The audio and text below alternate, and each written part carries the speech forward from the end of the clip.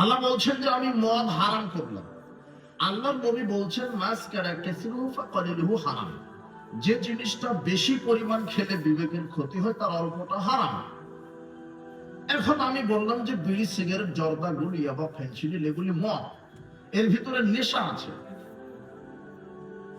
যেটা খেলে নেশা হয় সেটা হলো মদ। আপনি বলবেন যে মাওলানা সাহেব আমি তো জর্দা খাই, কই নেশা হয় না তো। আল্লাহর নবী তখন বললেন যেটা বেশি পরিমাণ খেলে নেশা হয় তার একটা দানা খাওয়াটা হারাম। তো এখন আপনি জর্দা তো পানের সাথে 1 গ্রাম 2 গ্রাম খান, তো আপনি ওই ব্যক্তিকেই 150-200 গ্রাম জর্দা খাইয়ে দেখেন, আর ওটা মা না বোন ওটা আর স্মরণ থাকবে না তার। তখন তার জ্ঞানটা লোপ পেয়ে গেছে, সে নেশাগ্রস্ত হয়ে গেছে। আর জর্দা বেশি পরিমাণ খেলে যদি বিবেক আচ্ছন্ন হয়ে যায় তাহলে জর্দার একটা দানা খাওয়াটা কি। যখন এই বক্তব্যটা দিবেন দেখবেন যে হুজুরি জর্দা খায়, বক্তব্যটা হুজুরের বিরুদ্ধে চলে গেল।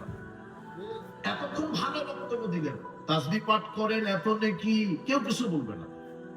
সিয়াম পালন করেন এত নেকি, তাহাজ্জুদ পড়েন এত নেকি, কোরআন মাজিদ অমুক সূরা এতবার পড়েন এত নেকি, কেউ কিছু বলবে না।